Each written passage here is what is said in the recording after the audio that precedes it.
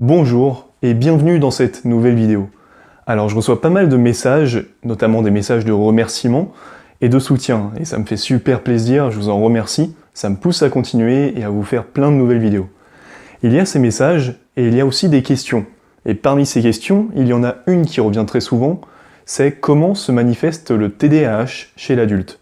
Alors c'est une question qui est très pertinente et je vais donc y répondre dans cette vidéo. Contrairement à certaines idées reçues, le TDAH n'est pas uniquement présent chez l'enfant, il va en effet se manifester dès l'enfance, mais pour environ 60% des cas, il va continuer, il y aura toujours des symptômes qui vont être présents à l'âge adulte. Donc maintenant, nous allons voir quels sont ces symptômes. Les symptômes du TDAH chez l'adulte vont être similaires à ceux de l'enfant, mais il va tout de même y avoir certaines variations du fait que le contexte ne soit pas le même.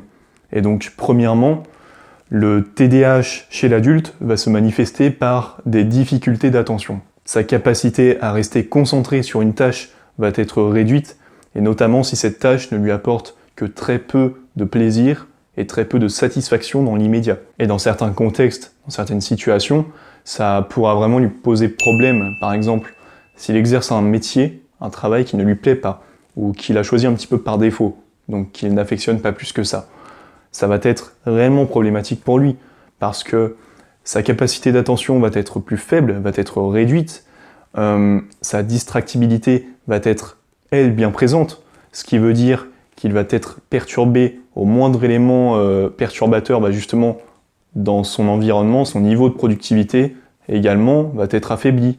Il va également avoir beaucoup de mal à rester concentré sur une tâche qui n'est pas agréable, qui est plutôt chiante, quoi.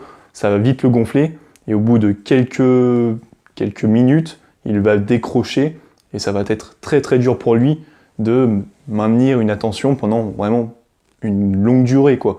Donc, du moins beaucoup plus qu'une personne qui n'aurait pas de TDAH. De plus, par exemple, lorsqu'il va parler avec quelqu'un, si ce que dit son interlocuteur ne l'intéresse plus, ne l'intrigue plus, ça va être très compliqué pour lui de garder son attention sur son interlocuteur, sur ce que dit son interlocuteur. Et à ce moment-là, il va partir dans ses pensées un petit peu, et il ne va plus prêter attention à ce que lui dit son interlocuteur. Deuxièmement, le TDAH chez l'adulte va se manifester par des problèmes d'hyperactivité, donc que ce soit motrice ou mentale. Pour vous donner un ou deux exemples, je vais prendre mon cas. Donc personnellement, lorsque je suis en cours, par exemple, au bout de quelques minutes de cours, je vais ressentir le besoin de devoir bouger en fait, de devoir me mettre en mouvement.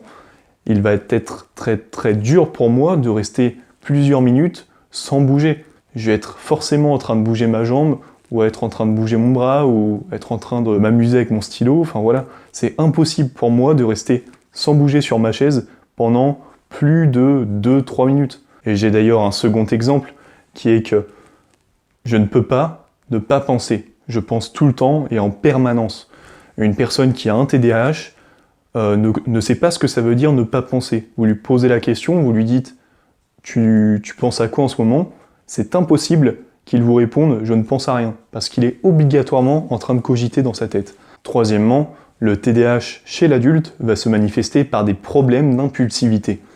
Donc, pour vous donner un exemple, généralement, quand on a un TDAH, on va souvent avoir tendance, lorsqu'on discute avec un interlocuteur, ce qui peut causer un léger froid dans la discussion, justement, parce que il va vous dire une phrase, mais vous allez avoir la fin de la phrase qui va arriver dans votre tête avant qu'il n'ait eu le temps de la terminer, et vous allez spontanément la dire.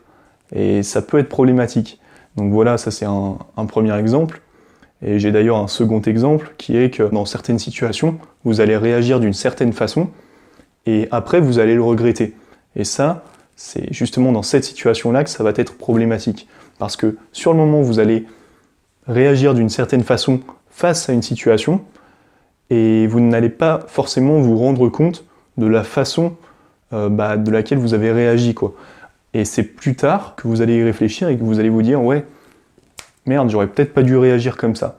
Et donc voilà, là, ça peut entraîner des regrets, malheureusement. Quatrièmement, le TDAH chez l'adulte va se manifester par des problèmes d'organisation.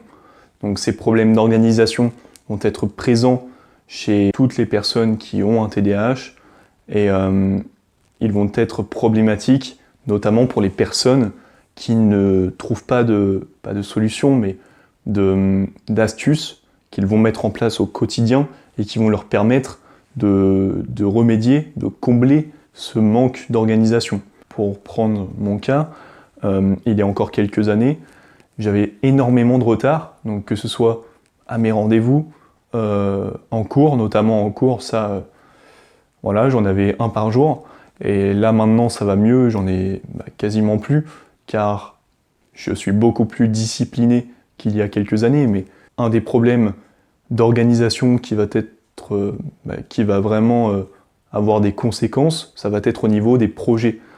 Lorsque vous commencez un projet par exemple, et que vous ne savez pas comment vous organiser pour réaliser ce projet, ça va être extrêmement problématique dans ce cas-là, parce que ça va dans la plupart des cas mener à la procrastination.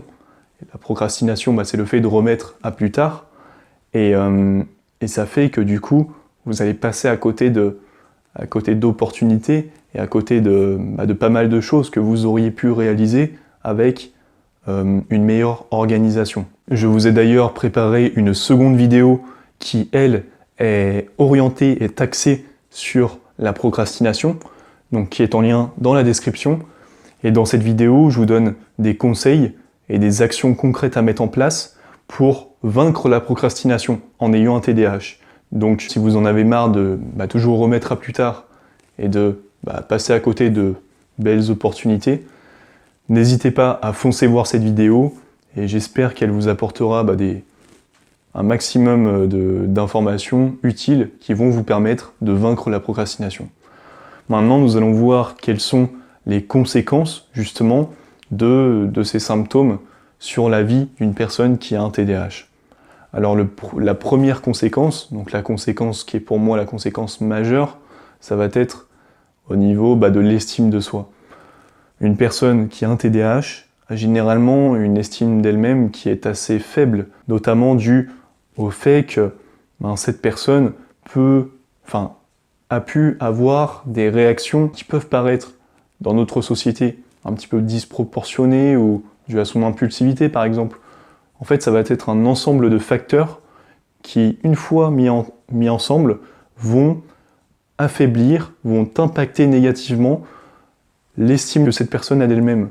Ils vont également être plus susceptibles que la moyenne à divorcer ou à rencontrer divers problèmes de taille comme celui-ci. Si vous vous êtes un petit peu retrouvé dans certains exemples que je donnais dans cette vidéo et que vous avez du coup de gros doutes sur le fait que vous pourriez avoir ou non un TDAH, n'hésitez pas à faire part de vos doutes à votre médecin traitant, qui lui, s'il le juge nécessaire, vous réaiguillera sur un spécialiste qui pourra vous diagnostiquer. Et gardez bien à l'esprit que ce n'est pas parce que vous avez un TDAH qu'il faut se dire « ouais, j'ai baissé les bras et c'est comme ça » et en faire en gros une fatalité. Surtout pas. Il faut justement continuer à avancer, à travailler sur vous-même pour continuer à évoluer.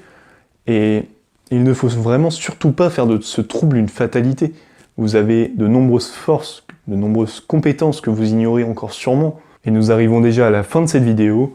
Donc si elle a répondu à certaines de vos questions, si elle vous a aidé, si elle vous a apporté un réel plus, si elle vous a motivé, n'hésitez pas à vous abonner, à laisser un like et à me le faire savoir en commentaire également.